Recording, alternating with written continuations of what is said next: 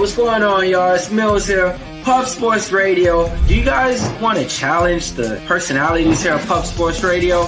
Do you guys think you're better than them at entering in your MMA predictions and picks? Would you want to get paid for it? $100? Here's how you do it, man. You sign up right here at the link below. It's just this easy. PuffSportsRadio.com.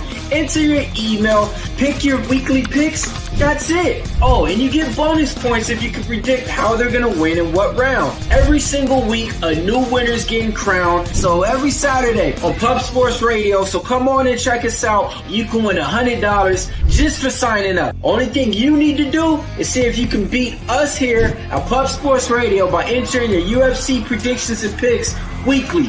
Do it. I dare you. See you guys soon.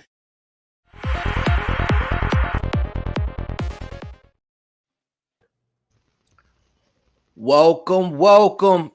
Locker Room Talk is live, back at it, week 2. It's about 9 a.m. out here in Lake Elsinore, California. Who else I got with me? What time y'all at right now? Where y'all living at? Yo, you got Big Show picks coming in from Northern Michigan. It's currently 12:09. UFC 302 Poirier versus Islam. Hard not to be excited for this one, boys. Who else we got in the car? What's up? It's your boy Billy Briz, DFS. Getting bills over on X, as the kids call it nowadays. We're back, UFC 302, back in the state of New Jersey here. Should be a good one. Excited. Got a lot of stuff popping off. Should be a great start to June here. Month worth of hella fights, man. All different organizations. What's up, boys? Just take a drive a little bit further south. 76 and sunny here in the Eastern Shore of Michigan. It is 12:09. I'm pumped after this break, dude. I'm feeling refreshed, ready to talk some 302, make some fucking money. Great to see y'all. Shout out to everybody in the chat, man. Whole pub. Feeling good, boys. Let's do this shit. My guy was checking his pulse before we got on here. He said the Eastern Shore of Michigan, bro. Did I say Michigan? Great. Eastern Shore of Maryland, rather. I don't even know where I'm at, boys.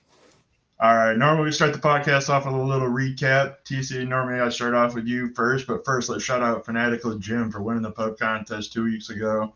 Plus 735. Great score. TC, how did you end up doing 2 weeks ago, and what was the recap? Boys, there's a saying, sometimes it is better to be lucky than good, and that was definitely the case for me. I ended up having a winning week. You can say what you want about what happened in the Ariane Carnelossi fight, but I had a Carnelossi ticket, so I will take that fucking money and run with it. But yeah, that was one highlight, but the real big highlight was cashing that Locker Room Talk podcast parlay, man. Abus, we had, who was it, Kaio? Yanez, excuse me. I'm getting my cards confused. It was Abus, Yanez, and I don't do this often, but I put a prop in as my leg of the parlay. Tom Nolan by KO. He got it done. So cash that fucking Locker Room Talk parlay. And let's make it another one, dude. Let's go, not 2 weeks, but 2 events in a row. But Billy, yeah, how about you? How did you end up finishing 2 weeks ago? It's been a last couple good weeks, man. Got to sharpen up just the corners just a little bit, but it was a good week. I ended up having Themba Garimba on the money line. That was a smash play, and then we ended up having the 3-leg parlay of Yanez, Gatto, and who was the third leg on that? Tom Nolan. That gave us a little bit of a sweat. And then we had the Cage Warriors event coming off that Cage Warriors 172 last weekend. Couple of guys on there that we've probably seen the UFC in a couple of years. Jack the Ripper Humphreys made his pro debut. We're definitely going to hear his name around the MMA scene for the next couple of years. Freeman, her dad was I think the first English fighter to get signed to the UFC. So that was nice to see his daughter fight inside of Cage Warriors. She ended up getting the 3rd round knockout. I definitely think the Dana White Contender Series is definitely calling her name. up for a fight in a year or two once she gets the grappling down. But it's been the last couple of good weeks in MMA. Hopefully we can turn it up. Month of June, there's a lot of news. Dana White always getting the fight card started. So we got to swing it over to my man, Millz. What's the word? What's the word inside the locker room? The word in the street is there's a lot of MMA news buzzing, man. And from all over the card, it's the month of June. It's summertime. Yeah, man. So, I mean, last week, you know what I mean? I did pretty decent and recapped and everything. Yeah, shout out to the Locker Room Pod Parlay. 2 weeks back to back. We over here putting cash in your guys' pocket out here. Shout out to everybody who tailed us on that as well. Like you said, Billy, I mean, he smacked the shit out that Bellator card the night before. I think he went like 4-0. Talk about no Bellator bets and then fucking smashes it. Right, my God, bro. I forgot about that belly card. I forgot. I don't want to talk about boxing, but that belly card was nutty. That is the first time in a minute I didn't ran through the whole. Sometimes, prediction. Go ahead, Mills. You can. The picks and the predictions went decent. I think I got a few wrong. I lost with Ducote, and I lost with Rodriguez. But besides that, I mean, those are the only 2 picks that I lost out of 11 fights on the card. I mean, got the Gorimba pick, got the Chaos Williams pick, got my boy Leron Murphy -140, got my girl Angela Hill -125. I mean, all the money line spots was pretty much lining up, but I did lose a lot of money with having Ducote in this parlay that wasn't able to cash for us. But besides that, planted the flags. We went 2-0 on planting our flags. What was it? Our stick to your guys, stick to your guns flag that came out too. So I mean, it was a good week and all. And I mean, that was just a good week over here for us at Pub Sports Radio. So it pays to watch what's going on over here at the Locker Room Pod with all the members over here. So hopefully we could do the same thing with you this week. Right on. So with the UFC taking, that little break gave me some time to cook up an idea, and this idea came out to be, and I'm going to ask all 3 of these guys separate rankings. Just about random topics about the UFC, just trying to get some thoughts together, trying to, build something that's not a normal breakdown card, where you pop in and you got to hear everybody breaking down stats and, this is a little more personalized. I'm going to start off with Billy. This is his topic that I gave him, and he's going to run through his list and tell us why he chose these as his rankings. Yeah, we're going over the most underrated by division. To be honest with you, what'd you say? You need a little more enthusiasm in your vote. Let me get into it a little bit here. You got to warm it up. To be honest with you, some of the weight classes I kind of went with a little bit more prospects, and then other ones I kind of went with a little bit more noticeable names. We're looking at the flyweight division here: Tatsuro Taira and Rinya Nakamura. In the bantamweight division, I'm going to go with the 2 Japanese prospects. I'm pretty high on them for the upcoming future. Tatsuro Taira and Ikram Akaz. I can't even say his last name. Ikram Alazarov. Both of them. I think. Yeah, he's on the co-main of Tatsura's main event against Alex Perez in a couple of weeks. So the under the radar prospects, though, Timothy Kawamba down there in Vegas, Bubba Jenkins' main training partner. I think he's going to have a good run at it, little bounce back fight in the future in the next couple of weeks. Danny Silva, he was off the Dana White Contender Series last season. So was Carlos Parates. Carlos Parates fights in a couple of weeks. And then Bogdan Gustav, a guy that we've been making money on. The hardest one was the heavyweight division, though. The heavyweight division, it wasn't anybody that was like, it's just not that deep of a division. So I ended up going with Mick Parkin with the English cat there. Right on. What do you boys think of this? How would you grade this list, Mills? Do you got any people that you would throw in over these people? Thank you for asking me, man. I think this list is trash, bro. Like, when I see the motherfuckers on this list right here, like, all right, I agree with Tahar. That's my guy right here. But like half these names on here, shit. When I seen the group chat of the pictures sent in this group chat, I was like, "What the fuck is he even sending in? What are we doing right here? Are we sending in like sheer dog prospect legends wannabes? Like, I don't get it." But oh right, now that I see it all in fruition, and this is what you were doing with it. Wow! So this is your most underrated by the Carlos. Who the fuck? What the fuck? Carlos Pereira? What? Bogon gun. Dude, I actually like the Carlos Prates guy. Underrated heavyweight, Mick Park and Mick Flurry. Who are you thinking that heavyweight that isn't a fucking already ranked in the top 15?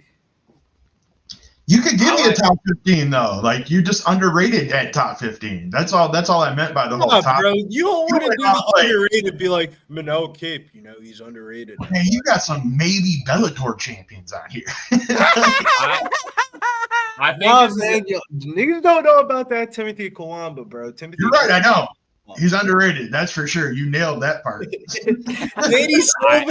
Danny Silva, give it a year and a half, 2 years. These would be like, you know. I was gonna say Danny Silva one I like. All right, so look. That's sneaky. Yeah, that's sneaky. Ikram, I get. Ikram, I like. Danny Silva, I like that one. I like that one. The Ronnie, the Nakamura, he's not winning inside the distance a little bit, so he fell off. So for me, broke his wrist in the first round.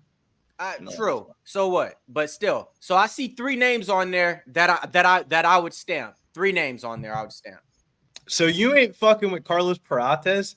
I would say so. Just we're not gonna spend too much time debating your list, Billy. But go ahead, 2 cents. Dude, I actually think it's not a bad list. It's just kind of mistitled. It should be like fighters to watch or like prospects, potential prospects list. But I actually don't mind. I don't mind the Taira or Nakamura. I think both of them. Though. Are they underrated? How are they underrated if they're minus 500 and 1,000 every time they fight? And everybody knows underrated by the general public. Like the one I like the most. Prates is the one I like the most, actually. I like Carlos Prates the most on that list, and Ikram. But like Ikram probably has the best shot for a title shot. Yeah, I agree with that. All right, boys, let's move on to Millz. Millz had a little different one too. This one was more of a trickier one too. Here you go, Millz. Go ahead and run through your list now.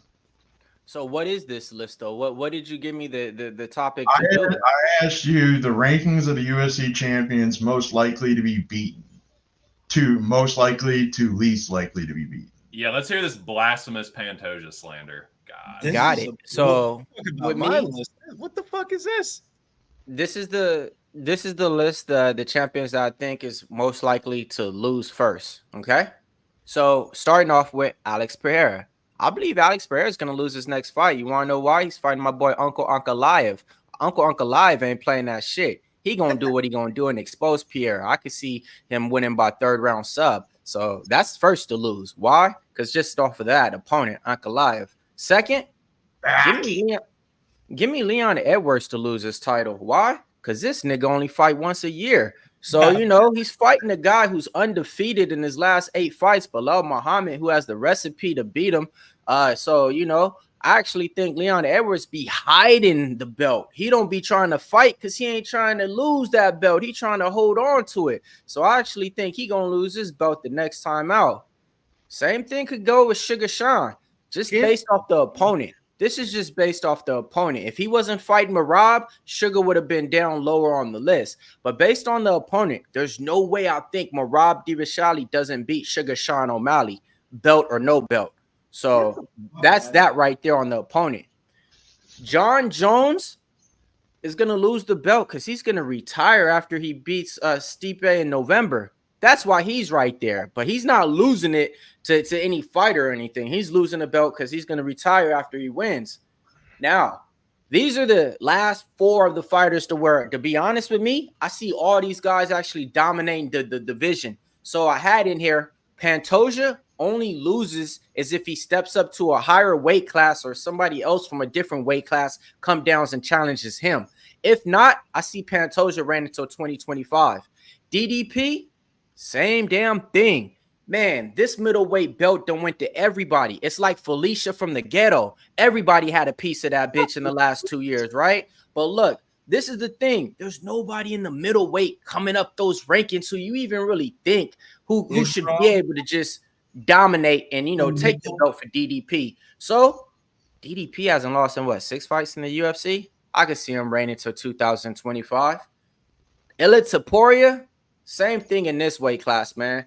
Just based off of everybody who's going to be at this featherweight division and who's there, I think he has a formula and a game plan to beat everybody in the top 5. I only think he loses is if he goes up to a different weight class or if somebody else from another weight class comes down and challenges him. I see Elizeu Poirier reigning to 2026. Islam Makhachev, same exact thing. The only way he loses is if he goes up in a different weight class. I see him reigning to 2028. Anybody got any thoughts on this, Billy? You want to clap back on his list? I heard you chuckling during his breakdowns. You got anything you want to add? The only one I kind of really disagree with for Millz' list is the Pantoja and DDP one. I think Pantoja would be first on this list. I think Pantoja can. I mean, the flyweight division. Fuck you, Billy. At the top. I'm just saying the flyweight division at the top, bro.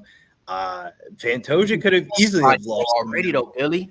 What you want him to say? Bro, he could have easily have lost to Manel Cape on Manel Cape's debut. That wasn't his debut fight. I think Manel Cape's the best fighter in that division. And then the middleweight class, DP. I just see him losing the belt eventually to either Khamzat, Bo Nickel, or Ikram. So with that being said, okay, makes sense though, because Bo Nickel's far from a title shot. Khamzat maybe a get a title shot after his next win or something. So okay, so yeah, DDP still got at least a couple of more times to defend. It looks like, but I mean, yeah. I agree with Dricus. I take back everything I saw this list and Pantoja was on there, and everything. I take back everything I said before. Millz, I think this list is church, dude. Especially what you said about what you said about Pereira. I think Ankalaev is about to take that belt. I know you was gonna love that one. I knew it. Dude, knew it. I'm a huge Magomed stan, but it's because I think he's the fucking goods and he's future champ. So yeah, I agree with all of it. I will, yeah. I don't know if there's anything I'll change up too much. I might put Dricus a little bit. I'm a little bit more skeptical of him, but for the most part, yeah, man. I think Topuria and Islam are gonna have it for a while, and yeah, Pantoja for sure. Yep, that was my thing right there. I think those three are gonna be running that division for a while, and like I said, I really only think they lose if somebody just from out the blue just either comes into where it's like, all right, man, like we wasn't preparing for this or something. I could definitely see Pantoja losing though, bro. Like the flyweight fights are so unpredictable, bro. Like he's beat everybody. All right, so how I see the Pantoja is just like Usman when he was champion. He beat everybody in the top 10 to 8 already once or twice. Same shit like Izzy. Izzy beat everybody, when he was champion, when he was coming up to where it's like, who else is he gonna fight? So that's just why I look at that a little bit in that division. It'd be different. Well, never mind. All right, yeah. I mean, you got what was it? Makhachev coming up over there. Makhachev versus Manel Cape is the #1 contender fight, and whoever wins that one is beating Pantoja. Bro, Pantoja gonna run circles on Manel Cape. Please run that fucking.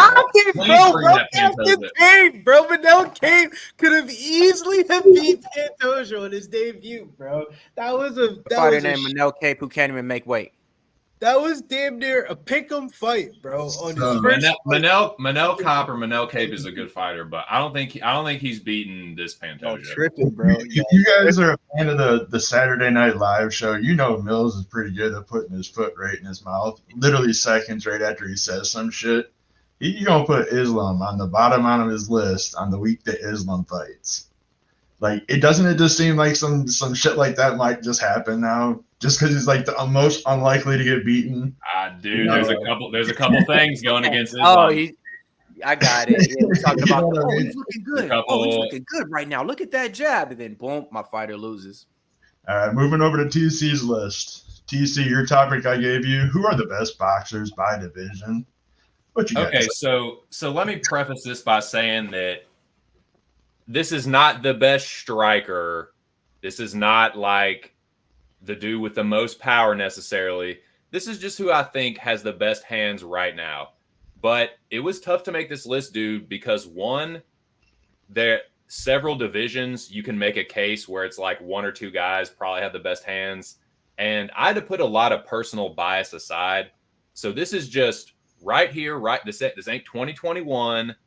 You know, if this was a couple years ago, you probably have Jan up there. You probably have Brandon Moreno for a couple of these. You probably have Max Holloway. So I'm putting personal bias aside. I'm putting, you know, who's been the best boxer and out right fucking now, right here, right now. May 29th, 2024. Who do I think has the best hands? I think it's these guys. And I think their work kind of speaks for themselves. So I'm not going to take too much time to go through each one. But yeah, like it's combinations of power for some guys with the boxing technique. Obviously, like guys like Poirier. Like, dude, he did what Max Holloway couldn't do in 3 fucking fights. And it was with clean boxing technique and a really powerful right hand. Same with O'Malley. Like, his fade back pull counter is so fucking clean. And, yeah, like Erceg has really good boxing technique. He, you know, a lot of people thought he beat Pantoja. I thought Alessandro won that fight, but he kept it really fucking close with his boxing. I think Dusty's had the best hands for a while. Jack Della Maddalena, he's had a couple performances where, like, he's either fought down to his level of competition or, like, hasn't looked the best. But I think overall he has the best hands in the division, and I think he'll show that in, like, his next couple fights. I was really impressed with how he looked against Holland. So, yeah, but that one was close, man. I mean, you can make an argument for MVP. You could maybe make an argument for either Edwards or Usman. Like, Usman has a really good jab. And but, yeah, for me, Maddalena does the best work. He does really good work to the body. So, yeah, that is why I gave him the nod. Dude, Strickland, like, he has got like this bullshit Philly shell that really fucking works for him. Nobody else really uses that kind of like defense as consistently as he does. And he's really good with like rolling with punches and parrying, using that like using his right hand to parry punches. And I don't know, man, he's got a really fucking good jab, really clean 1-2, and he uses it consistently. So to me, like, again, I'm not saying he's the best striker. I'm not saying he's the best fighter. I'm just saying just boxing technique. I think it's Strickland. I think Poatan, that shit speaks for itself. And I think Aspinall speaks for itself. So if I had to pick one person of this whole fucking list, it's probably between Aspinall or Poirier. Like, the way Poirier goes head, body, head, the way he knocked out Jai Herbert, his overhand right is so clean and nasty and like powerful. But Aspinall too, man, he actually has pro boxing experience, and the way he like put Pavlovich away like that, who's like the scariest fucking dude, I think you got to give it to Tom. That was probably the easiest one to pick as far as division. But yeah, that's my 2 cents. They got the best hands to me. And like I said, this could change at any point, but right here, right now, that's what I got. What do you think about that? My bad, I was on mute. What do you guys think about that? Anybody disagreeing on anybody on this list, or think somebody should be in over somebody? You can make arguments in a lot of these divisions, man. So the ones yeah. It's tough, right? I'll give you the ones I agree. I'll give you the ones I just disagree with. Erceg is definitely not the best boxer. Pierre is definitely not the best boxer in light heavyweight. The nigga barely even throws boxing strikes like that. And then the last one I would say would be motherfucking yeah, that's really I'll take two. I'll take only two. I mean, it was tough, man. It was just just those two. Pierre and Erceg is the only ones that stand out. Okay, so everybody else I agree. Right on. So this is why I picked Pereira, and I get that. Like, he's probably the best kickboxer per se, but this is the boxing that I think is really good, that I think makes him elite, is that fucking left hook. And I love the work he does to the body, man. Like, he'll jab to the body, he'll throw the cross to the body. He does it really clean, and it gets people to like bite on. He does it like with enough potency that like when people will bite on it, and then it opens up that fucking left hook to the head. So that's why I put Pereira. But yeah, like, I know he's more of a kickboxer, and like that one was just kind of by default because like I don't know. There's really not a lot of dudes that like. You could say Jamal Hill maybe, but like That's what I was gonna say. Look how Pereira just boxed it. He cleaned his clock with a left hook, man. So I don't know. I can't really give it to him off that. So, but yeah, I mean, Strickland lost to Dricus, so you could say Dricus has better hands. So that one was kind of tough too. But nah, yeah. Strickland boxing is, bro. His boxing is one of the best. Everything, no, Strickland is. Hands on. All right, so the one who nailed was Strickland and Aspinall, hands down, and Dustin. You know what I mean? Those three is like non-refutable. Nobody can say anything, you know? So, yeah. And then Sugar, too. All right, next segment. Sorry. Go ahead, TC. You're right. I was going to do it. Was really fucking hard to not say Jan, but like right now it's O'Malley. All right. So next segment, I want to go over 3 fights that I think are going to get a little bit overlooked on the card. I know we're going to go over the card eventually, over the whole card. You guys will have your option to say what you want, but I want you guys to talk about the Jocelyn Edwards fight, the Roman Kopylov, and the Phil Rowe. Do you guys have any plays or fades on any of them 3 fights? I got on the first one, man. I got Jocelyn Edwards in this spot. Played her at a plus 175 as soon as she came out. To me, this is a fight that's not getting the attention it deserves. I mean, shit. Jocelyn Edwards already 1-0 on Ailín Perez. What are you talking about? They never fought. You damn right they never fought. My girl Jocelyn just came out there, 2-pieced her up with a biscuit, hit her with the Jorge Masvidal. What do you mean, man? I still don't know. Catch him. All right, Ailín Perez had a fight, right? Last time out. And what happened? Somehow Jocelyn Edwards came backstage and pieced her up, hit her in the eye, gave her a big old black eye, right? Something happened to where, like, the coaches was putting their hand, something got put out of place. The only thing that I know is Ailín Perez showed up to that fight with a black eye, and Jocelyn Edwards was the one behind it. So now that fight got announced and got booked and got made. I love Jocelyn Edwards in the spot. I think that she's going to be able to use those leg kicks out there. She might get taken down, but I don't think she's going to stay on the ground too much. And I actually think she can win by the 3rd round finish. Give me plus money on Jocelyn Edwards. I think this fight is going to be a good one. You got 2 women who really want to fight. Like, when was the last time we really seen that? Even with the title fight with women, you don't see that. You don't see it to where it's like, oh, hell no, I want to smash her. I want to beat her ass. This is that fight. So this being the first or second fight on the night, I think we're in for a good one, though. But give me El Panteria, Jocelyn Edwards in their thunder thighs. Oh, my. You have any quick thoughts on the Roman or Phil Rowe fight? Yes. So I'm gonna be taking Phil Rowe in that spot as the underdog in there, just because I don't like Jake Matthews as of late. Can't trust him. Phil Rowe, I know what he's doing. And this is the thing that I love, folks. He is doing all the work as a mixed martial artist supposed to be, man. Putting in all the training time, all the camps, fighting in karate combat, doing jiu-jitsu shit with Gordon Ryan and stuff.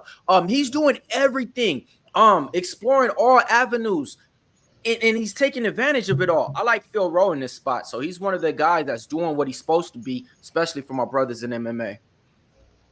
I'll work my way over to 2 cents. And you got any plays or fades on any 3 of these fights? Dude, so, man, as far as a pick, I like Edwards and Rowe as underdogs, man. I think they're really fucking live. Like, I don't know about betting them, but I think I'm probably going to be picking them in the pub contest, if I'm honest. Like, just early leans, but I don't know, man. Phil Rowe is probably... I really want to bet him, but I like... That's another fight we were kind of talking about earlier where, like, it's 2 untrustworthy fighters to me. Like, especially Jake Matthews. When Jake Matthews looks good, he looks really fucking good. So, like, that's the trouble for me in this fight is, like, what version of Jake Matthews am I going to get? If I was confident that he's going to come in and, like, grapple, like, yeah, I think he's a better grappler. Like, it's close on the feet, though, man. Like, Jake Matthews he's as far as, like, elite level, I think he's a fucking fraud. But I don't know, man. That's a tough one. I'm really tempted to bet Rowe. I'm probably just going to pick him. But, yeah, that's my thoughts on those. Kopylov, I don't know, man. I think he wins, but he's another kind of, like, untrustworthy fighter. So those are fights that I don't feel very strongly about. Probably will not be betting them, but that's like my thoughts on it. So, yeah, I think I probably got Kopylov, and yeah, Rowe and Edwards are live as underdogs. Like Perez, I think people overrate her. I get really like simp vibes from like Perez backers. I think people are looking at that fucking tater and then fucking thunder thighs, and boys, I get it now. But yeah, I think Edwards is super live dog, but I don't have the sack to bet either right now. Billy, your thoughts on them 3 fights? You need me to repeat them? No, you're good. In theory, Edwards should be a live dog, but it's her takedown defense is just too bad for me to pull the trigger on. But her by decision plus 290 is a good price tag in my opinion. Phil Rowe, all 10 of his wins are inside the distance, so he's winning. He's usually getting a finish. Jake Matthews, bro, he doesn't wrestle anymore, dude. If he wrestled, he would be the bet. He would look like a runaway minus 170, minus 160 favorite. But watching his fights of recent and digging deeper into it, the only legit win he's had that I can remember in the last couple of years is the Andre Fiallo one. We've seen how his career has looked outside the UFC. Homie got knocked out last weekend by some chopper on the regional seed. So. Saying, dude, he doesn't have any fucking good wins, really. Like, he has, dude. That's looking at not good wins. ITD plus 280, all 10 career wins inside the distance. So, I mean, by theory, that would be the play, right? If you like Phil Rowe, I bet the money and you bet at ITD, or you bet decision, no bet, so you get your money back at the end of the fight if it goes to a decision. The last one, the César Almeida one, I'm kind of on the César Almeida side, but that line is completely flipped side, so. That money line is weird. I'm glad you brought that up. And like, this is one of the few fights I can think of recently where like Roman doesn't have the striking advantage that he normally has here. Like, I think if he stands and trades with César Almeida, he's gonna get chin checked. But I think he's the better grappler. I think Roman's a better grappler. He's been doing good defensive grappling, but he doesn't use his offensive grappling. Yeah, exactly. I can't trust Roman to grapple. And so I think he wins. I think he's the like more well-rounded fighter, but I'm staying the fuck away from that one, man. I don't think you want to get into a kicky, punchy strike battle with a former glory professional kickboxer. I mean, dude, you're probably getting knocked out. Yeah. All right, boys. This is the time where we roll through the card. Give me whether you think this fight is going to go the distance or if it finishes. If we happen to go over a flag fighter, a 1-800 fraud alert, a triple G's, a blacklisted fighter, let that motherfucker rip. First fight on the board, Andre Lima versus Mitra Sapia. Billy. Yeah, I think this fight goes the distance in here. It just got thrown together. Short notice replacement on here. Raposa, made his debut on the UFC Ultimate Fighter show. Then he made his comeback on the Dana White Contender Series. Wasn't able to get the contract in there. He's taking this fight on short notice. The line is going up now. Lima was a minus 220 going up to a minus 260 in here. I think Lima's the spot in here. I think it does go the distance. DC? My bad. You good? First of all, man, hey, shout out to Dom and Andrew G in the chat. I see you boys. Great to see y'all. Best of luck for 302. Now, for me, I think it probably does not go. I think it's either a Lima sub or a Raposo knockout. But watch it hit the cards now. I just fucking said that. Billy? We got Mitch Raposo coming in here on short notice. He's been kind of doing his thing on the regional scene, beating up on jobbers. But to be honest with you, I think that his offensive wrestling is going to come to his demise here. The first round is going to be very close and competitive. Mitch Raposo might be able to take Andre Lima down once or twice, but I think as the fight goes along, I think that short notice is going to come back to haunt him. And I favor Andre Lima. Maybe even get a second or third round knockout once those props come out, or win a unanimous decision 29-28. All right, I know we just talked about this fight, Billy. I'm going to start with you in reverse order here. Edwards versus Perez. Is it 3 bells? I think this one's going to go to the judges' scorecards, but I'm kind of tossed on who to pick. If this fight was a pick'em, I probably would be all over Ailín Perez. That's the reason why I kind of don't want to get to the line with Jocelyn Edwards. But I mean, her to win by decision at plus 290 is value for a fight. I mean, sometimes you want to just hold the dog taking when fights go to the judges' scorecards, especially on the pay-per-views early on.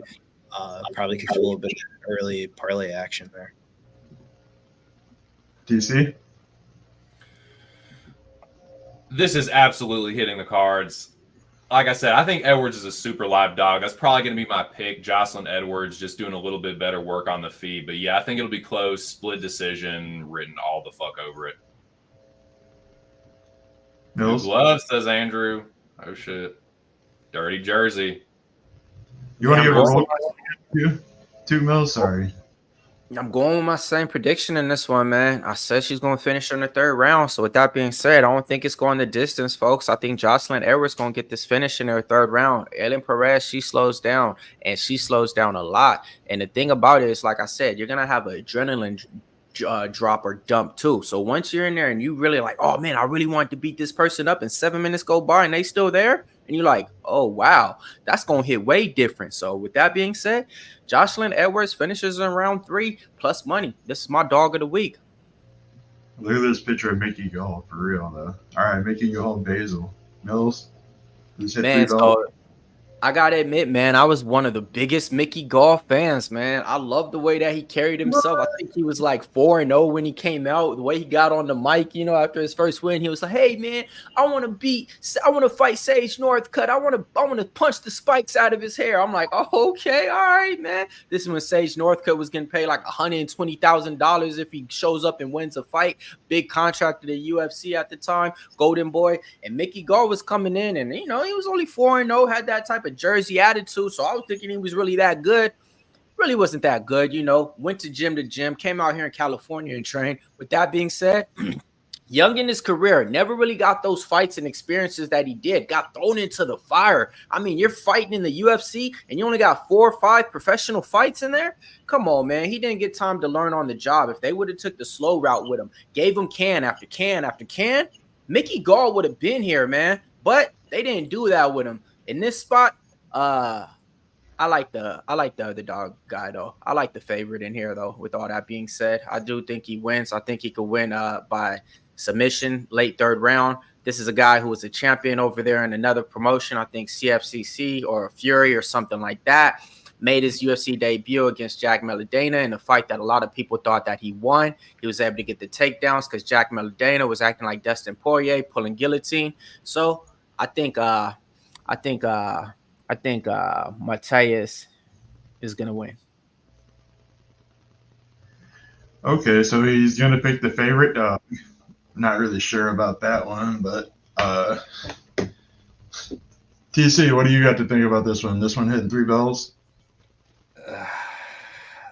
Probably not, but watch the motherfucker go to like split or something. I don't know, man. This fight is tough because yes, I get the fade on Mickey Gall. He's fucking 7-5. He's had some embarrassing losses, but like, yeah, his wins aren't that good. But I don't know, dude. I don't think Bassil Hafez. I think people look at that Jack Della fight and are like think that he's like this prince that was promised or something. Like, he kind of gives me like fraudulent tendencies, and I think that everyone's like, oh, dude, he's so tough, Jack. I think someone is going to spark him the fuck out eventually. I don't think Mickey Gall's the dude. I think Bassil probably wins, but I don't know, man. The idea of parlaying him, like Mickey Gall he does have a good jiu-jitsu. Like, I don't think he's quite as garbage as everyone says, and I don't think Hafez is quite as good as that. Like, I think that was more Jack Della fighting down to his level of competition. But long story short, I'll say Bassil probably gets him out of there. Probably like ground and pound TKO. But I don't know, man. Wouldn't be surprised with a Gall sub either. Really? I don't think that's like the worst long shot play, like Mickey Gall by sub. But yeah, weird. Sorry. Billy? Go ahead, Billy. Why is he just smiling into his fucking camera? Hello? 1-800 fraud alert. How the fuck is Mickey Gall getting a UFC fight? This is the same motherfucker that lost to Mike Perry on short notice with his pregnant baby moms in the corner, bro. Get the fuck out of here with this Mickey Gall shit, bro. He should not be in the UFC anymore. I get it. He ain't no fraud, but man, I'm getting fraud vibes from Mickey Gall this weekend. Bassil Hafez is going to come in here and he's going to run through him like a hot knife through fucking butter. I like him inside the distance, plus 105. They actually, Bassil Hafez is from this East Coast area. And rumor is on the street, he's about to go 2-0 on Mickey Gall because they already wrestled before back in the day when they were a little bit younger. And my man Bassil Hafez ran through him like hot butter there. I think it's going to be even worse once they put the gloves on and he can hit him in the face. Mickey Gall coming off a 2-year layoff. Bassil Hafez all day here. Probably one of my favorite, probably my most confident money line of the week. Hence why it's minus 400. All right, right back at you though, Billy. Morono Price. This is such a pass fight if I've ever seen a pass fight, because everything tells me Alex Morono should win. But short notice rematch, who knows, bro? This is one of those ones where like, am I really betting on Niko Price? Probably not, so I'm gonna pass. But I just can't with this one. All right, DC. Yeah, dude. Everything Billy said, I agree with. What the fuck even is this fight? This is like, I swear, dude, 2024 is the fucking year of unnecessary rematches. We don't want it. We don't need it. Why the fuck are we getting this fight? That being said, I don't know, dude. I think Niko Price is not the least live dog. I'm probably gonna pick Morono, but I'm with Billy, man. I want nothing to do with this motherfucker. It's weird that the dude that won the first fight is now like a big underdog. I get it, but this is the theme of this card, man. Like, this is the untrustworthy motherfucker card. Like, which one of these dudes is like more fraudulent? Because I think Morono has the dodgier chin, but Niko's been getting hammered more. Like, he's been getting nailed, like you know what I'm saying? He's been the nail more recently and been getting put away worse. But like, I don't know, dude. He sparked Morono the first time, but yeah, dude, I think they probably both fight scary and it hits the cards and it's a split as far as like gonna go or not go. I think it probably does hit the cards, even though I'm sure everyone's probably gonna be like, oh, Niko by knockout or Morono by submission. Like, I get it. I don't fucking know, man. I hate this fight. Morono by split decision. Millz? Yeah, man. I think Niko Price gonna knock Morono out. I don't think this one's going to the scorecards. All right, next fight, Millz, back to you. Rowe versus Jake Matthews. We get 3 bells in this one. Unfortunately, yeah, man, we do get 3 bells in this one, man. I think it's going to be one of those things to where it's going to be a split decision. You're going to see Phil Rowe feeling like he's did enough through the first 2 rounds. That third round, I think, is going to take his foot off the gas pedal a little bit. That may give Jake Matthews a little bit more opportunities in that third round. But like Billy said, he's not going for no takedowns or anything like that. So, yeah, I actually think Phil Rowe's the spot in here. I did bet him when he came out as well. But this is the one thing I hate. Everybody fucking loves Phil Rowe this week. I mean, everybody loves Phil Rowe. Everyone, their fucking mom, man. Like, right. Like, I started to do a case and was like, nah, let me start looking the other way real quick. And when I did, I just was like, damn, but still, minus 160 for Matthews, maybe minus 130. Then I started looking. I'm just like, what does Jake Matthews do? Nothing. I remember he was good when he was younger, and it was just based off the name. Like, oh, that's Jake Matthews. Oh, Celtic Pride, Celtic kid. But throw that, though, man. Give me Phil Rowe on this one. DC?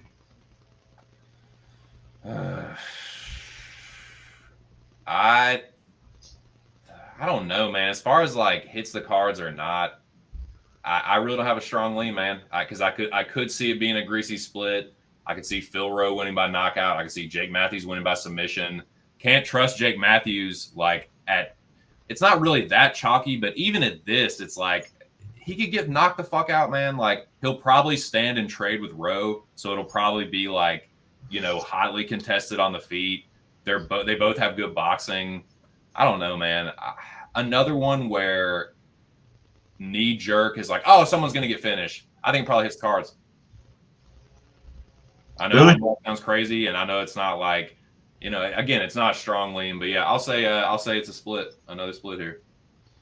Kind of leaning towards Phil Rowe inside the distance at plus 280, but his submission prop at plus 750. I think that's a misprice in my opinion. I don't think it's the most likely outcome, but I mean, very rarely is Jake Matthews usually getting starched on the feet. I feel like if he gets starched on the feet, he's going to try to panic wrestle, and that's going to probably lead into a submission for Phil Rowe, in my opinion. Another one of these fights where you just don't know what they're doing on this card. Grant Dawson versus Joe Solecki. Billy, I'll go back to you.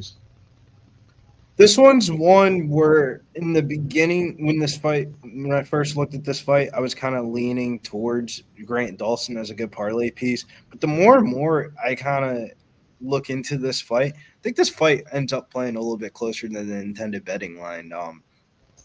I think Grant Dawson is going to be very popular in people's parlays, and I don't know, man. Maybe it's the James Krause shit that, he was James Krause's little protege, so you never know how the betting lines go. I just can't get that Bobby Green fight out of my head in the last one. I know it's a little bit of recency bias, and he was a cash cow for us for a little bit for that nice little streak. Should be the bigger, stronger guy, but I can't. There might be, call me crazy, call me what you want. It might be a durability issue because the two times I've had a lot of money on Grant Dawson was the Ricky Glenn fight, and he got clean clocked in the third round and almost died, and the fight ended up being a draw. And then the Bobby Green one where he just looked like the fight was fucking rigged, in my opinion, the way he got knocked out. But I ain't gonna disrespect Bobby Green's skills like that. So I guess I'm saying the fight goes to the judges' scorecard. It's a close one. Long story short, TC. What's up, Preston? Appreciate it, man. Yeah, dude, Grant Dawson is a big fade for me at the higher level. I just don't know if Solecki's the guy to I think he's already been kind of exposed to a certain extent. I kind of have a decent idea about Grant Dawson's ceiling, but I don't think Solecki, he kind of got exposed to. So I'll say Grant Dawson is a slightly better grappler and heavier wrestler with a little better top game, I guess. I'll say Dawson, but again, just really chalky and no thanks. Pass. Dawson I'll say Dawson. Fuck, man. I'll guess he gets a submission. I don't fucking know. I don't care. I hate this fight. I know you want to say decision. I kind of do, man. I just don't care though. I just don't give a fuck. Can I just pass all the way to Millz? I just don't fucking care. Dawson will probably win this fight. I just don't have any idea how. Submission, decision, something. Millz is over there TikTok. And what do you think on this one, Millz? Yeah, so on this one, I think it goes to the scorecards on here. I do think the price tag's a little bit off on here. It shouldn't be a minus 400 on here. I did do a parlay with Dawson when he was around that minus 360 spot in here. I guess I got to be that guy. I just hate the narrative and the story that I hear. I mean, hear me out, man. One fighter loses. Look, he gets knocked out. How else can you lose a fight? You get hit in the chin, you're going to fall. The average person will. Wait, stop. Hear me out. You had your long story to say nothing. You had your long story to say nothing about. So, all I hear all week, Grant Dawson. Oh, Grant Dawson, fraud check. Oh, he got dropped.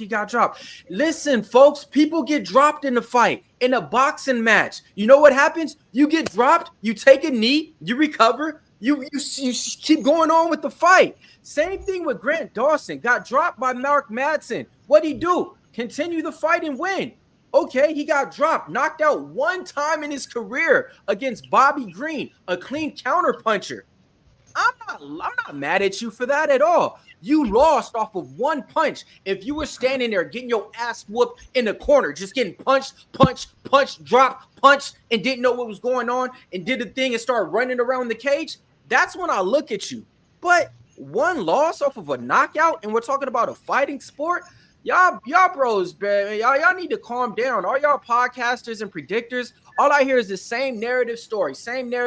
Well, guess what? Grant Dawson wins by decision. Let's go ahead and take it to the books. And for all that, you go Grant Dawson by decision, bro. What? Huh? I don't get it. For all that speech about this, that, and the third. Grant Oh, Dawson. yeah, about him not being chinny and being knocked out. That is, I said. The thing was, I thought you were about to follow that with like a fight. triumphant, like some like hot take about like a crazy decision he was going to hit on Solecki. Like, No, the crazy he's thing is gonna just how smash everybody's him into the fucking talking about. crust of earth or something. Right like. through.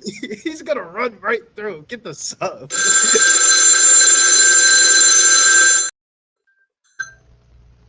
Yo, what up? First time caller here, Danny. What's up? What are you thinking about UFC 302? What's going on, guys? My boys in the locker room. Shout out to you guys for taking. What up? I was shit dipped. You back?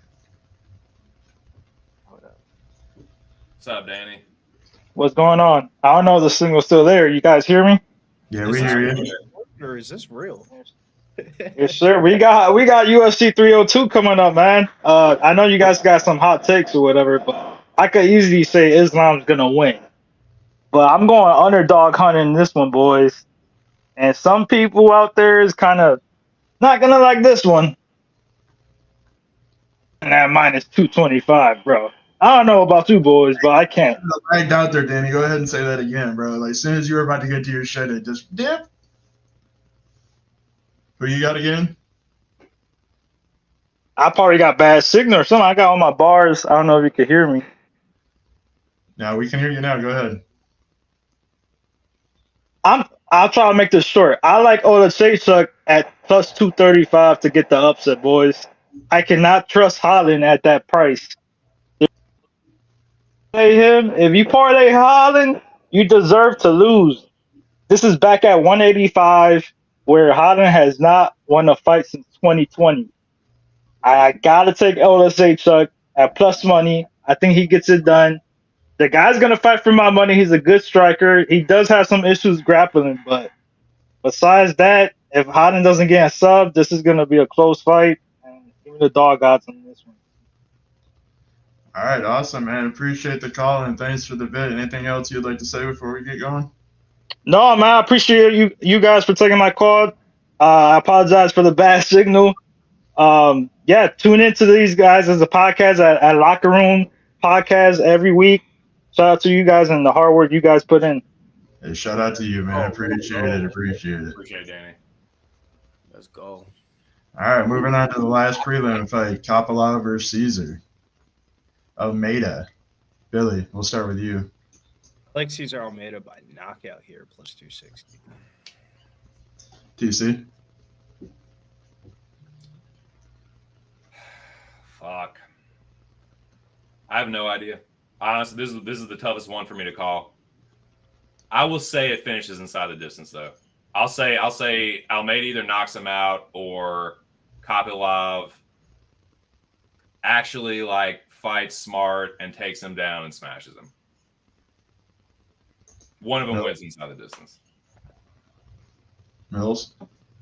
Yeah, I don't think this one goes the distance in there, man. Two talented kickboxers taking the center of the cage in here. Almeida opened up a plus 105, plus 110 dog. Now he's a rightful favorite at a minus 115. That's what some people think. Man, I started off on Almeida early on, start looking at the plus money. All right, not bad. Now we're here in Fight Week Wednesday. Nah, man, I think Roman Kopylov's going to win in here. Hear me out. Last time out, he got his food taken from Fluffy Hernandez, as he should. But this is a fight to where I think if he does that body kick, Almeida might drop. So, I'm gonna go with Kopylov in this one. I'm going against the pretty much the general public right now because everybody hopped on Almeida and like they just really like the dude has 5 professional fights. I'm not too invested in that. I did make money with them against Butker last time out, and the boy Joey had him to win by KO, but I haven't seen enough of him to actually just say, oh yeah, he's gonna beat Kopylov. I was on the wrong side of his first fight against the Contender Series. I had the other guy, so I'm 1-1 on betting with him. So I'm more convinced off of my eye test and what I've seen as of late, and that's Kopylov, and he only looked bad lately against Hernandez. All right, right back at you. Randy Brown versus Zaleski. Is that pretty I'll close? start it off, man. I gotta go with and this is why I gotta go with Randy Brown in here, man. I literally personally hate Zaleski, Dos Santos. He choked out my boy Curtis Millender. My boy Curtis Millender got the co-main event spot in there, you know what I mean? On a UFC Fight Night card, and he was taking on Dos Santos. And man, he must have just took him to the ground and just choked him out real quick. And next thing you know, my boy Curtis Millender took a short notice fight with Belal Muhammad after that in 6 weeks. And he was out the UFC, folks. You know what I mean? So fuck you, Zaleski Dos Santos, man. If my boy Curtis Millender would have won that co-main event spot, still would have been in the UFC popping. But hey, my boy's on a 6-0 fight win streak, and he fights this week out in Russia. In a big promotion out there. But yeah, man, so for me, it's just on that, man. I need Randy Brown to get my money back. With that being said, though, I do like him in this spot at a -180. I actually did play him in this spot. The reason why Dos Santos hasn't been looking good as of late, the things that Randy Brown struggles with is the thing that Zaleski's not doing good with. So give me Randy Brown in this spot. TC. What are you talking about? Can you follow that up? Nah, what are you talking about? Talk about Elizeu. Zaleski hasn't been looking good in his last couple of fights. The Renat Fakhridinov fight was a bullshit one where he should have won that fight. He took over that fight after an early storm, and then he was on a 2-fight win streak before that against Benoit Saint Denis, who just fought Dustin Diamond Poirier, who's in the main event, and then Abubakar Nurmagomedov, fucking Khabib's cousin, which he ran through. What do you mean he hasn't been looking that good? Because in those fights, he didn't look good. Did you watch the fights? Did he look like dominant? No, he didn't look good in those fights. I'm not talking about the wins, bro. I'm talking about the way he actually fights. Compared to the way that he fought 4-6 years ago, yeah, the motherfucker don't look good, really. He don't look nothing like how he did 3 years ago. I think the last two people that Randy Brown has fought were somewhat frauds. Like the last two fights, Wellington Turman and Muslim Salikov. Muslim Salikov looked like a midget compared to him. And then Wellington Turman, I don't think he's that good. You know, I'm a Danbury guy.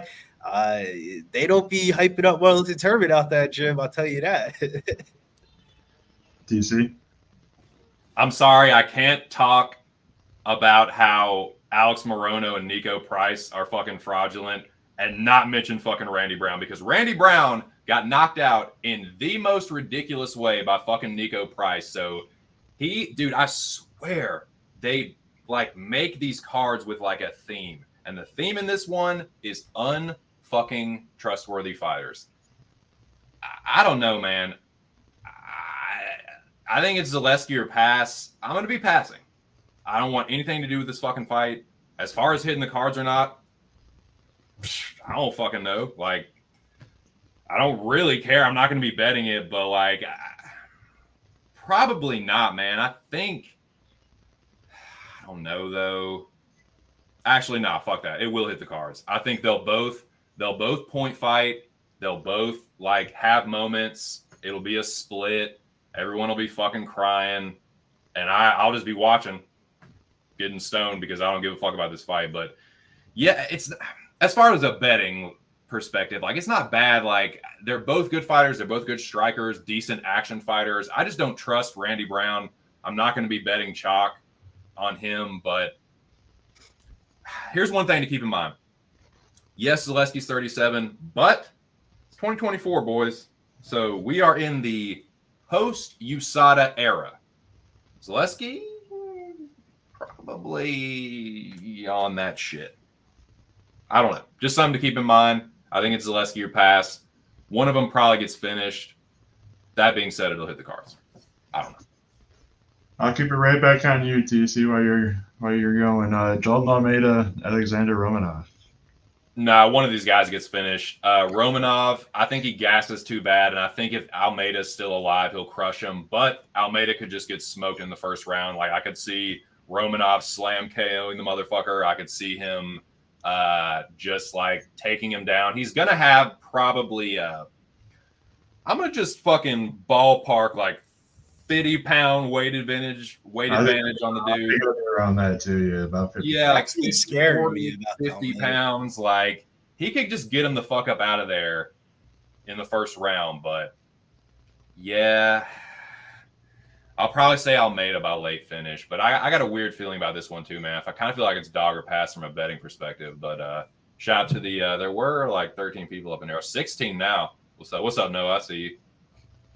Yeah, shout out to everybody listening. Billy, I'm gonna go to you next on this one. I like Almeida, but the one thing that's scaring me a little bit is he's one of those fighters that I think fights at heavyweight because it's just easier to be active at the heavyweight division than it is at the heavyweight division. And man, it's just Romanov is going to be the bigger guy. It's just I think Almeida is the more talented guy. As my favorite quote from Liam: "Remember your ABCs. Always bet on cardio." And I'm going to go with Almeida as the way better cardio than Romanov. Romanov is the type of guy, he'll give you a great 5 minutes. After that 5 minutes, you're going to be sweating for the rest of that fight. Romanov's one of our guys, but with that being said, you got to know when to hold them, and you got to know when to fold them. And I'm folding them here for Alexander Romanov. Millz, what does Ailín think about this fight? Let's see. Let's ask him right now. Ailín, come here. Who do you think's gonna win this fight? Show him the scorecard. This one. That one? Say Jailton Almeida. So, Say Jailton Almeida. Miller. How's he gonna win? He gotta win the fight. Is he gonna win by knockout or submission? I go. Knockout?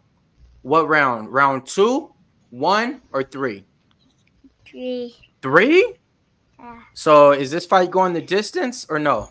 Yeah. Wait. Is it finishing or going the distance? Ask him the question. This one. It's not going the distance? Yeah. Okay. Jailton Almeida? Yeah. All right, cool. Close the door for me. Yeah, I agree. I co-sign little locker room right there, man. Come here. I'm going with him in this spot as well. I think, the price tag that he's at now is really warranted. Minus 265 out here. I'm going to take him to win inside the distance to cut that price tag even more. What price tag do you have, Millz? Jailton Almeida minus 265 money line. Okay. I thought you said 360. I was like, damn.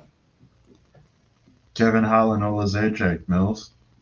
Man, give me Kevin Holland in the spot, man. All day. Big mouth is the play. Minus 280. Played it straight, man. I think he's going to finish him. I think he's going to make it even a little bit easier and say, hey, man, let me take this boy down and get the sub. Why? Because I want that win bonus, man. Kevin Holland gets paid a lot of money to fight. And guess what? He gets paid the same amount once he wins. So I think that's going to be the motivation for this fight. And breaking news, he was supposed to be the one fighting Nick Diaz out in Abu Dhabi, but that didn't go that way. So he's here to get paid, and I think he's going to go out there and fight the smart fight and get it done inside the distance. Give me Kevin Holland, a.k.a. the Trailblazer.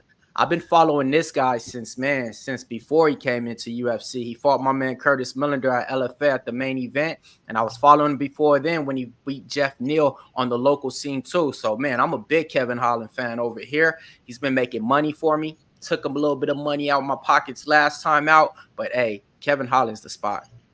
Yeah, you fucked up my leg last time. All three of you guys hit yours. I was the only one standing out there with no fucking Kevin Holland on my leg. TC. God, I hate this fucking using Kevin Holland and Smart in the same sentence. I don't know if that fucking correlates. Dude, I was one of the biggest Kevin Holland stans a few years ago. But he's another guy that's just super untrustworthy. I think this is a Kevin Holland bounce back spot. It kind of seems like that's what they're doing here. I'm going to pick Kevin Holland. I think he does club and sub Oleksiejczuk. I'll say he gets rocked, but then he's just he just bites down on the mouthpiece and just like knuckleheads his way through it and rocks Oleksiejczuk and gets the sub. So yeah, I'll say Kevin Holland by submission. Billy Briz, what's your thoughts? This is probably my favorite prop play of the card this weekend. Kevin Holland by submission plus 285 out of 7 losses for Oleksiejczuk have been by sub. Been on the Kevin Holland fade train for a little bit, but we're back in the win column here for Kevin Holland. And this is for my Get Money Folk, man. Get Money Folk parlay of the week. You got to go back in. You got to get in where it's hot, and you got to drop it like it's hot, right? That's what they told you in growing up as a kid.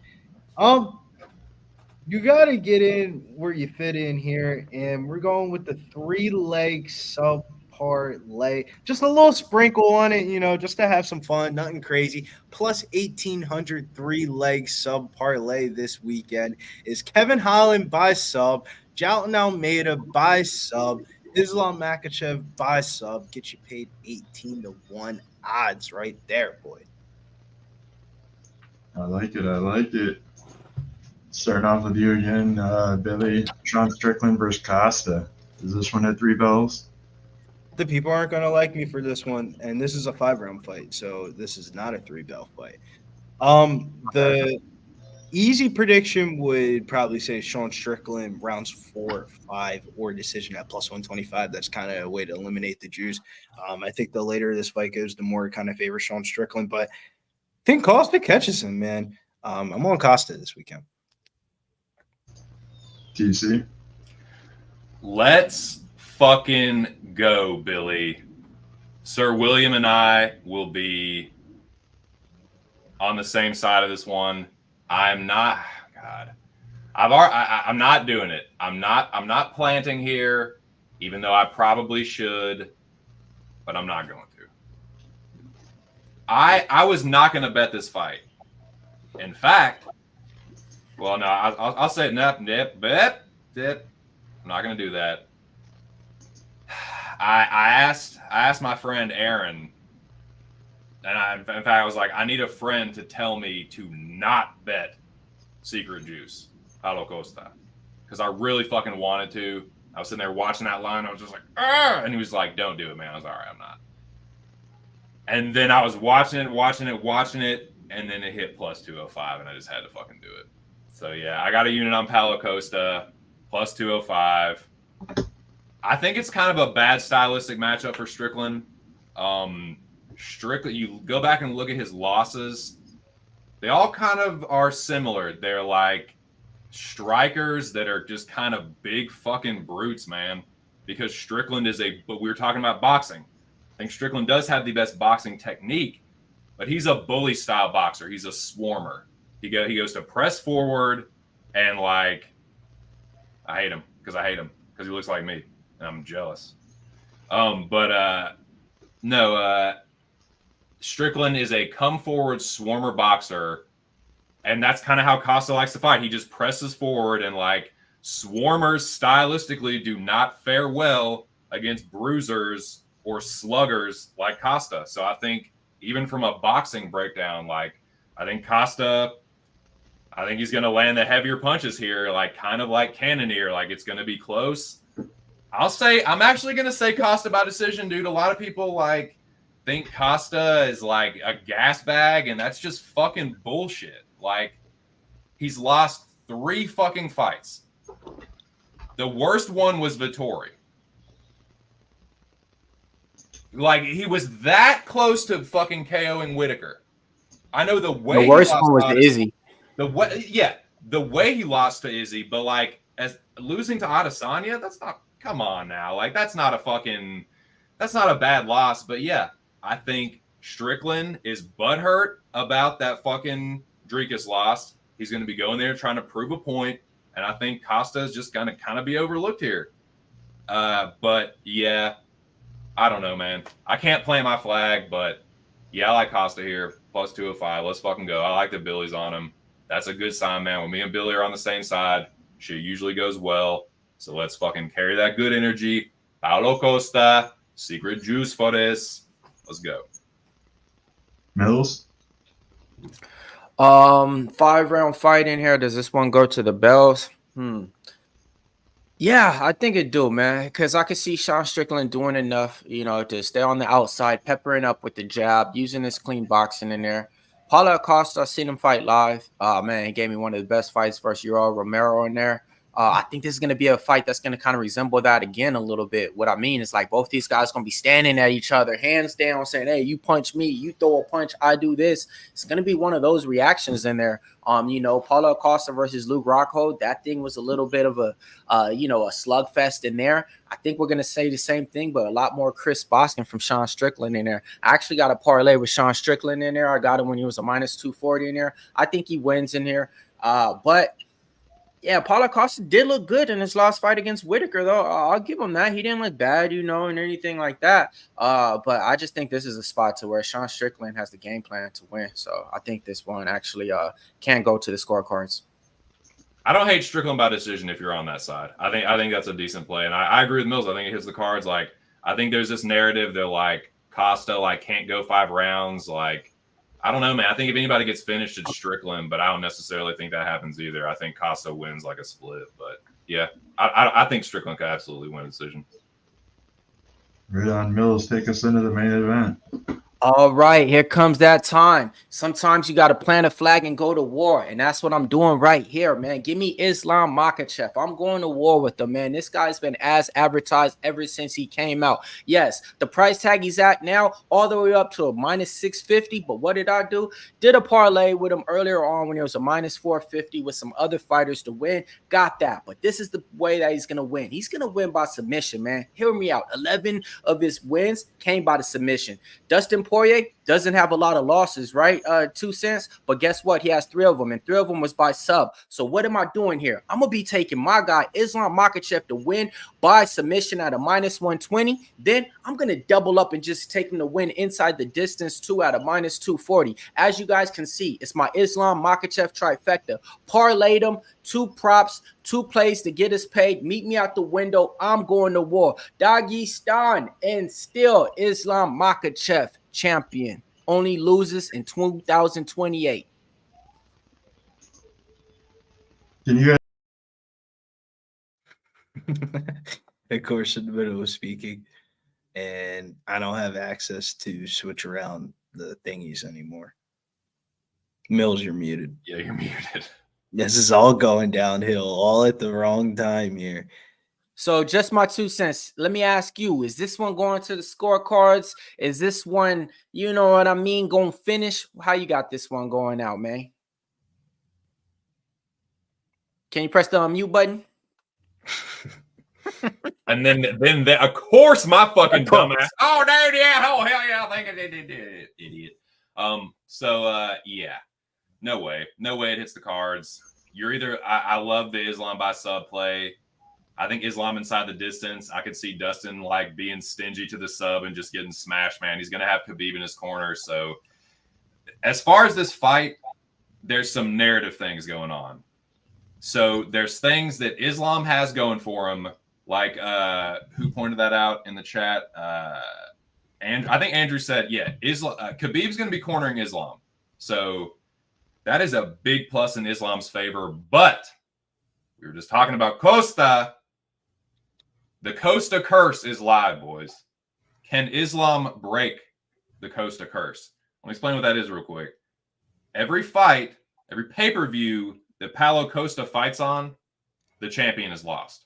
Every single fucking time.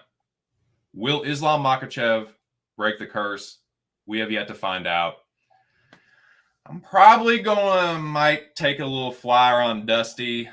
I was just saying, I did think he does have the best hands. I think he could knock out Makhachev, but the pick will be Islam Makhachev. I think even if he gets rocked, he'll have Khabib in the corner. He'll just be drilling that into his head, just father's way. If it gets hairy, take him down. And as far as inside the distance or not, yeah, Dustin makes too many mistakes on the ground. And if he's stingy, I think Islam could just smash him. But if it's on the feet, man, I think Dustin probably going to knock him out. So, yeah, inside the distance either way seems like the play here. But, yeah, I don't know, man. I don't know about just parlaying Islam straight up. It's just, Billy Briz, Right. how you seeing this main event going, man? This is one more.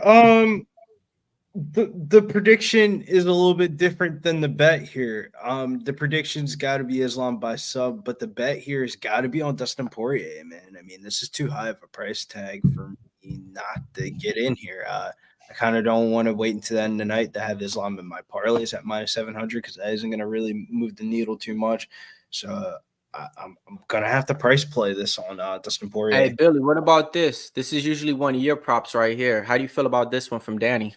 Makhachev to win in over 1.5 rounds for minus 135. dude, that is a sexy fucking. Where did you get that, dude? The one that I like for the card for this one was it's crazy because I was talking all that shit about Randy Brown against Elizeu Zaleski, but I do have written down Randy Brown and the over 1.5 as a potential bet. Randy Brown in round 2 to start at minus 150. All right, boys, can you hear me? Yeah, we got you, man. We already wrapped up the whole podcast, bro. We already got the locker room pod parlay locked up. All the legs are done, sealed. Oh yeah, without mine. Hit the That's how outro. we do. I mean, you should be used to that. You barely started adding legs as the last 2 episodes, and that's because I made you. Yeah. All right. So what are we doing for the parlay? Let's get it, man. All right, let's go ahead and volunteer. Who you guys want to put as the first leg? I know we don't want to wait till the fucking main event, right, or the co-main event to have a core piece, right? Or are you guys trying to do that this week? No, I agree with that. I think there should be whoever we're all the most confident on the prelims. I think that. Does everybody like Holland? No. I know you don't. It did not take long. It took about 2 fucking I'm gonna seconds. throw mine out there, man. I'm going with Bassil Hafez as my most confident leg of the week. I like think that as one leg of the two base. legs. I think potential 2 legs we could throw out there. I'm kind of with Millz, Bassil Hafez, Kevin Holland minus 139, Bassil Hafez, Jailton Almeida minus 139. Those would be the 2 ones I would vote for as my 2 legs. Obviously, I'd rather go Almeida, but if it's 3 of you guys, I'm not gonna. If you guys want Kevin Holland, let's do it. Let's do it. Done. Nah, I think I'm not going to be the guy. I'm not going to be the guy. I'm gonna blame all 3 of you guys. This is if the it's end of the Holland. podcast. This is not No, that. we should Stop. just go Almeida and then go the 3rd leg. So I think my picks are Hafez and Holland, so I'm cool with that. Cool. That's I what I'm think saying. they both Stop, win. bro. That's Stop. that's close to even money, right? Minus Cool. 145. That's done. Base is done. This is what we're not about to make a 15-minute segment into a fucking parlay thing to end the show about. Fuck all that. We're already pushing an hour and a half. All right, All right, Mills. What's yours? My leg, I'm gonna throw Islam in mine. Real safe bet. DC, Billy. I'm gonna need a second. Go ahead, Billy. So the confident we're going with the Hafel Basses is one of the legs, right? The base is already No. built, Billy. Here comes the No. part where you just add a leg. Okay, could you do that part right here? This is the part of the podcast. I'm gonna say Jailton Almeida. Thank you. Big Show, who's your leg, Bubba? It was gonna be Almeida. I'm probably just gonna hop on with Billy. No homo. No D. Who you got, 2 Cent?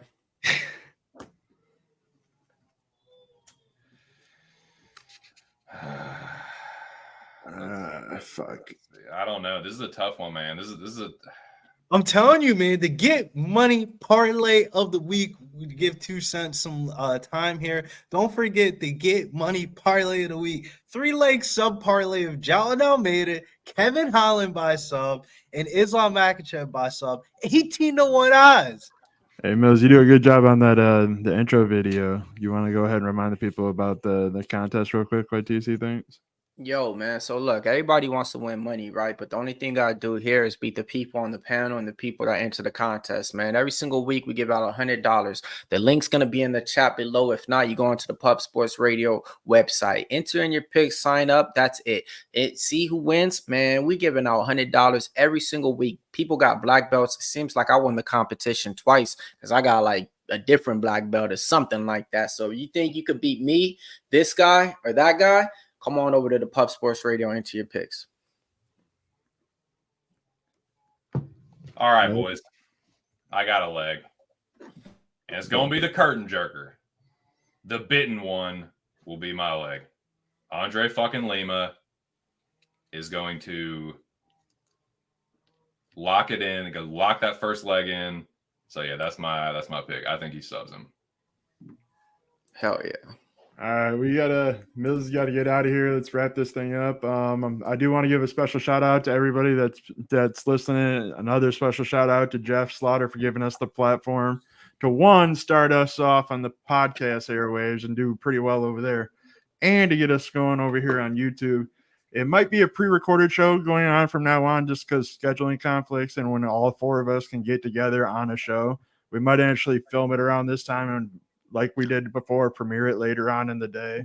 But the schedule, we really probably want to get it out earlier on in the week. So even though this dropped this Wednesday, look for it to probably drop around that beginning of the week, that Monday, Tuesday spot, prime time. So just keep in tune. We'll let you guys know exactly, but we definitely do want to give it to you guys a little bit earlier on in the week so you guys can have something to watch all week over here at Pub Sports Radio. And shout out to you guys for being here once again. You guys are my boys. Millz, where can they find you? What do you got going on the rest of the week as you need to get out of here? Yo, check me out at MMA Locker Room on YouTube, Twitter, X, everything like that. I think I just named the same thing twice. But look, man, I'm putting out new content for you guys weekly, MMA inside stuff. That's what we got going on over here. But besides that, hey, man, check out everything that we got going on at the Pub Sports Radio website. Get your merch, and that's how you can get it. TC, what do you got going on the rest of the week? Well, first of all, shout out to the whole pub, man. Shout out to you boys, everyone in the chat. Appreciate everyone for coming through, man. Make sure y'all smash the like button before you get up out of here. And definitely sub to the pub. If you're not a member already, think about it, man. Join the club. Join the Cool Kids Club. But, man, best of luck to everyone. Let's go. Andre Lima, Bassil Hafez, and Kevin fucking Holland, man. Come on, Big Mouth. Bring it home, man. So, yeah. That guy's going to have a black background in our fucking picture, dude. He's going to have like a shaded black. Oh, yeah, dude. Evil motherfucker. Black magic darkness. Yeah, man. Let's fucking go. Best of luck, everyone. I will be pre-gaming, as I've been doing on my channel a few hours before the fights. And then, yeah, man, you can find me at the pub. And let's fucking go, man. Get that pub rub it on your shit. We'll have this thing figured out as far as like the time and the place or whatever, and we'll put out tweets and shit. But yeah, shout out to everyone that came through. Smash the like button, and best of luck, boys. Billy, where can they find you, and what do you got going on the rest of the week, sir? Yeah, you can find me over on X at @GettingBills_. Bill's making his return back to the YouTube streets this week for some MMA content. Going live with a old friend of the channel here of Pub Sports Radio, MMA Prediction Guru. Going live with him Friday night, midnight, little West Coast time. Me and MMA Prediction Guru breaking down some fights. So be sure you go check that out on his channel. Hey, look, and if you ain't thugging. You know what I mean? My little man tatted up right here. You know what I mean? Tatted up right there. You know what I mean? All right. Good luck on everybody's bets this weekend. Have fun. Enjoy UFC 302. Peace out, motherfuckers.